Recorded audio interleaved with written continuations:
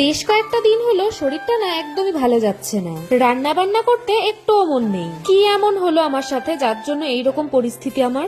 সবটাই আজকে তোমাদের সাথে শেয়ার করব। হ্যালো এভরিওয়ান, আমি তোমাদের সকলের প্রিয় মুন। আশা করি তোমরা খুব ভালো আছো আর আমিও মোটামুটি ভালোই আছি। ঘুম থেকে উঠতে না উঠতেই এদিকে দেখি বরমশাই আমার মাছ নিয়ে হাজির। এদিকে আগের দিন রাত্রেই ঘুমানোর সময় ভেবে রেখেছিলাম কালকে ঘুম থেকে উঠে কটা আলু সেদ্ধ ভাত রান্না করব। বরমশাই যখন নিয়ে চলে এসেছে এখন তো এই মাছগুলোকে আমাকে রান্না করতেই হবে। তাই জন্যই দেখো এদিকে আমি কাতলা মাছগুলোকে বেশ ভালো করে পরিষ্কার করে ধুয়ে নিলাম। মাছ ধুচ্ছি আর ভাবছি যে এই মাছগুলোকে আজকে কি দিয়ে রান্না করব। ঘরে তো সেরকম কোনো সবজিই নেই। যাই হোক, ঘরে তো আমাদের সবসময় আলু থাকেই, তাই ভাবলাম আজকে আলু দিয়েই আজকে রুই মাছের রসাটা রান্না করব।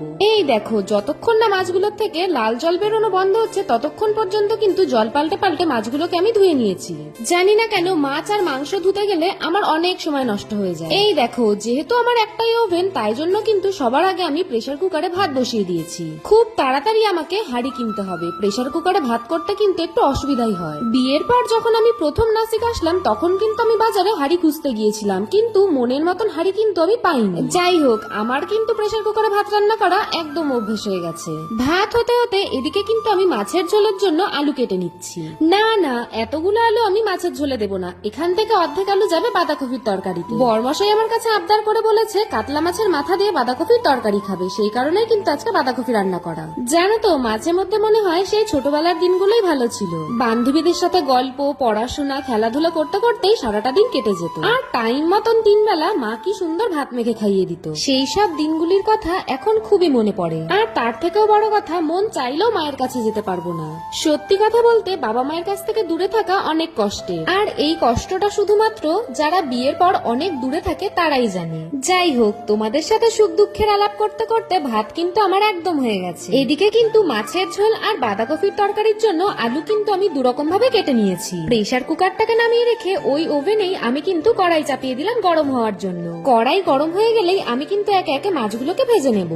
এই দেখো, প্রেসার কুকারে ভাত করা কিন্তু খুবই ইজি, আর এই ভাতের জল ফেলাটা কিন্তু একটু কঠিন। যাই হোক, প্রেসার কুকারের ঢাকনাটা উল্টে আমি কিন্তু রোজ এইভাবেই ভাতের জল ফেলি। আমার কিন্তু এটা একদম অভ্যেস হয়ে গেছে। এদিকে কিন্তু কড়াইটা বেশ ভালো করে গরম হয়ে গেছে। এখন কিন্তু কড়াইতে দিয়ে দিলাম অনেকটা পরিমাণে সর্ষের তেল, আর মাছের মধ্যে পরিমাণ মতন লবণ আর হলুদ মাখিয়ে একে একে কিন্তু মাছের পিসগুলোকে আমি উল্টে পাল্টে ভেজে নেব। প্রতিদিন রান্নাঘরে সবার আগে ভাত রান্নাটা হয়ে গেলে আমি যেন একটা অন্যরকম শান্তি পাই। জানো তো, রান্না বান্না করতে কিন্তু আমার বেশ ভালোই লাগে, কিন্তু মাছ ভাজার কথা শুনলে জানি না আমার ভীষণ ভয় লাগে। আমি যেদিনই মাছ রান্না করি সেদিনই মাছ ভাজার সময় আমার গায়ে তেল ছেটে। এই জন্য আজকে মাছ ভাজার সময় আমি সবার আগে মাছের মাথাগুলোকে ভেজে নিচ্ছি। তোমাদেরকে তো আমি প্রথমেই বললাম মাছের মাথা দিয়ে আজকে আমি বাঁধাকপি রান্না করব। মাছের মাথাগুলো আগে ভেজে নেওয়ার একটাই কারণ, সবার প্রথমে তো কড়াইতে বেশি তেল থাকে, তাই কিন্তু মাছের মাথাগুলোকে একদম মুচমুচে করে ভাজা যাবে। মাছ ভাজতে ভাজতে এদিকে কিন্তু আমি বাঁধাকপিগুলোকেও কুচিয়ে নিচ্ছি। জানো তো, বিয়ের আগে কিন্তু আমি কোনো রান্না বান্নাই পারতাম না। সমস্ত রান্না বান্না কিন্তু আমি বিয়ের পরেই শিখেছি। ওই যে ঠেলায় না পড়লে হয়তো শিখতেই পারতাম না। আর রইলো বাকি ছুরি দিয়ে বাঁধাকপি কাটা। আগে তো আমি ছুরি দিয়ে আলুও কাটতে পারতাম না। যাই হোক, এখন কিন্তু একার সংসারটা আমি বেশ ভালো করেই গুছিয়ে নিয়েছি। সারাদিন টুকটুক করে সংসারের কাজ সারতে সারতেই আমার কেটে যায়। আচ্ছা, আমার সকল প্রিয় দিদিভাই ও দাদা ভাইয়ের কাছে আমার একটাই প্রশ্ন, তোমরা আজকে আমার ভিডিওটা কোথা থেকে দেখছো? আমারও তো জানতে হবে যে আমার ভিডিওগুলো কত দূর পর্যন্ত পৌঁছচ্ছে। তোমরা কিন্তু অবশ্যই কমেন্ট বক্সে কমেন্ট করে জানিয়ে যেও, আর আমি চেষ্টা করব তোমাদের প্রত্যেকের কমেন্টের একটা সুন্দর রিপ্লাই দেওয়ার। এমনিতেই তো আমি যেদিন যেদিন রান্নার ভিডিও পোস্ট করি প্রত্যেকটা রান্নার ভিডিওতে তোমরা অনেক পরিমাণে ভালোবাসা দাও। তোমাদের সকলকে আমার তরফ থেকে অনেক অনেক ভালোবাসা। এই দেখো, মাছগুলো কিন্তু আমার প্রায় ভাজা হয়ে এসেছে, আর বাঁধাকপিগুলোও কিন্তু কোচানো হয়ে গেছে। বাঁধাকপিগুলোকে ঝিরিঝিরি করে কুচিয়ে আমি কিন্তু বেশ পরিষ্কার করে ধুয়ে জল ঝরতে রেখে দিয়েছি। আর এদিকে কিন্তু বেশ কিছুটা পরিমাণে আদা আমি ছাড়িয়ে নিয়েছি। কাতলা মাছের ঝোল আর বাঁধাকপির তরকারির জন্য আমি কিন্তু একসাথেই মশলাটা বানিয়ে নেব। মশলার জন্য আমি এখানে নিয়ে নিয়েছি পরিমাণ মতন আদা, কাঁচা লঙ্কা, শুকনো লঙ্কা আর বেশ কিছুটা পরিমাণে জিরে। আর হ্যাঁ, আমি কিন্তু এই সমস্ত কিছুর সাথে 3-4টে এলাচও ফাটিয়ে নিয়ে নিয়েছি। মাছের ঝোল বা বাঁধাকপি সব তরকারিতেই কিন্তু এলাচের গন্ধটা আমার ভীষণ ভালো লাগে। সমস্ত কিছু অ্যাড করে আমি কিন্তু এক জায়গাতেই একটা মিহি পেস্ট বানিয়ে নিয়েছি। দুটো তরকারিতেই এখান থেকে ভাগ করে দিয়ে দেব। এই দেখো, সমস্ত মাছ ভাজা কিন্তু আমার একদম কমপ্লিট। মাছ ভাজাগুলোকে নামিয়ে রেখে ওই তেলেই আমি কিন্তু এখন মাছের ঝোলের আলুগুলোকে ভেজে নিচ্ছি। পরিমাণ মতন লবণ আর হলুদ দিয়ে মাছের ঝোলের আলুগুলোকে আমি কিন্তু বেশ লাল লাল করে ভেজে নিচ্ছি। ওই যে তোমাদেরকে আগের ভিডিওতে বললাম পারলাম রান্না করার সময় রান্নার জায়গাটা একটু নোংরা হলে আমার একদম ভালো লাগে না। আলু ভাজা হতে হতে সেই কারণে কিন্তু রান্নার জায়গাটাও আমি মুছে নিলাম। ভাজা আলুগুলোকে নামিয়ে রেখে ওই তেলেই আমি ফোড়নে দিয়ে দিলাম জিরে, তেজপাতা আর শুকনো লঙ্কা। ফোড়নটাকে 2-3 সেকেন্ড নেড়ে চেড়েই দিয়ে দিলাম আগে থেকেই করে রাখা আদা, জিরে আর কাঁচা লঙ্কার পেস্ট, দিয়ে দিলাম আগে থেকেই কেটে রাখা একটা টমেটো। পরিমাণ মতন লবণ আর হলুদ দিয়ে মশলাটাকে কিন্তু আমি বেশ ভালো করে নেড়ে চেড়ে কষিয়ে নিচ্ছি। মশলাটার থেকে হালকা একটু তেল ছেড়ে আসলেই দিয়ে দিলাম আগে থেকে ভেজে রাখা আলুগুলোকে। ব্যাস, আবারও কিন্তু সমস্ত কিছু বেশ ভালো করে নেড়ে চেড়ে ভেজে নেব। টেস্ট ব্যালেন্স হওয়ার জন্য দিয়ে দিলাম অল্প একটু চিনি, এতে কিন্তু তরকারির টেস্ট আরো বেড়ে যায়। দেখো পরিমাণ মতন জল দিয়ে ঝোলটাকে কিন্তু আমি ফুটতে দিয়ে দিয়েছি। আর ঝোলটা ভালো করে ফুটে আসলে দিয়ে দিলাম মাছগুলোকে। সব শেষে দিয়ে দিলাম আগে থেকে ভেজে রাখা জিরের গুঁড়ো। ব্যাস রেডি আমাদের কাতলা মাছের ঝোল। মাছের ঝোল কিন্তু কমপ্লিট। এখন কিন্তু আমার বাঁধাকপি রান্নার পালা। কড়াইতে অল্প পরিমাণে জল দিয়ে দিলাম বাঁধাকপি গুলোকে, আর অল্প পরিমাণে লবণ দিয়ে আমি কিন্তু ঢাকা দিয়ে সেদ্ধ বসিয়ে দিলাম। বাঁধাকপি রান্নার আগে একটু সেদ্ধ করে নিলে কফির যে উগ্র গন্ধটা আছে সেটা কিন্তু চলে যায়। ফুলকপি হোক বা বাঁধাকপি আমি কিন্তু দুটোই আগে সেদ্ধ করে নিই। এই দেখো বাঁধাকপি গুলো কিন্তু 50% সেদ্ধ হয়ে গেছে। এবার কিন্তু কফিগুলোকে ঠান্ডা জলে আমি বেশ ভালো করে ধুয়ে নেব।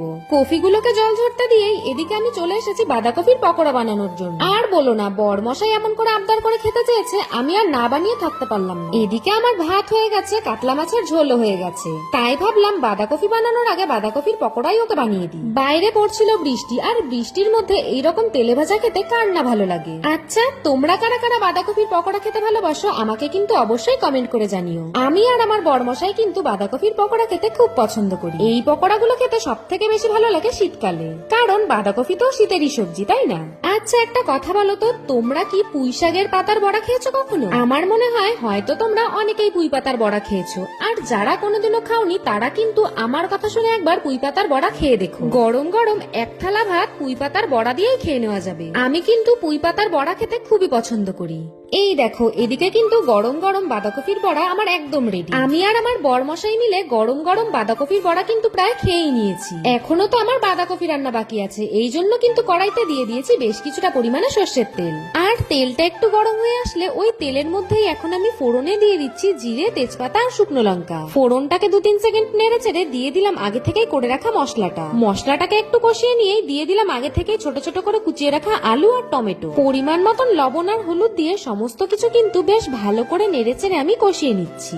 মশলাটা ভালো করে কষানো হয়ে গেলে দিয়ে দিলাম আমি আগে থেকেই সেদ্ধ করে রাখা বাঁধাকপি গুলোকে। ব্যাস এবার কিন্তু বাঁধাকপি গুলোকেও বেশ ভালো করে নেড়ে চেড়ে কষিয়ে নেওয়ার পালা। এই দেখো বাঁধাকপিটা ভালো করে সেদ্ধ হয়ে আসলেই এখন আমি এর মধ্যে দিয়ে দিলাম আগে থেকেই ভেজে রাখা মাছের মাথাগুলোকে। দিয়ে দিলাম অল্প পরিমাণে চিনি। এবার কিন্তু সমস্ত কিছু বেশ ভালো করে নেড়ে চেড়ে নামিয়ে নেব। আচ্ছা তোমরা কারা কারা আমার বরমশাইয়ের মতন মাছের মাথা দিয়ে বাঁধাকপি খেতে ভালোবাসো আমাকে কিন্তু অবশ্যই কমেন্ট করো। বাঁধাকপি কিন্তু আমার একদম কমপ্লিট। বাঁধাকপিটাকে নামিয়ে রেখে এবার কিন্তু গ্যাস ওভেনটাকে আর রান্নার জায়গাটাকে বেশ ভালো করে মুছে নেব। আজকের মতন সমস্ত রান্নাবান্না শেষ হলো। আমাদের প্রতিটি মেয়েদের ডেইলি রুটিন হলো রান্নাবান্না করা, আর সকাল সকাল রান্নাটা হয়ে গেলেই আমরা মেয়েরা হয়ে যাই নিশ্চিন্ত। রান্নাবান্নার জায়গা পরিষ্কার করে চলে এসেছি আমি আর আমার বরমশাই খাওয়া দাওয়া করতে। আচ্ছা আমার আজকের এই ভিডিওটা তোমাদের কেমন লাগলো তোমরা কিন্তু অবশ্যই আমাকে কমেন্ট করে জানিও, আর যদি ভালো লাগে তাহলে কিন্তু অবশ্যই লাইক কমেন্ট করে আমার পাশে থেকো। আজকের মতন এইটুকুই। তোমরা সবাই ভালো থেকো, সুস্থ থেকো। চলে আসবো আবার নতুন আর একটা রান্নার ভিডিও নিয়ে। তো চলো সবাইকে টাটা।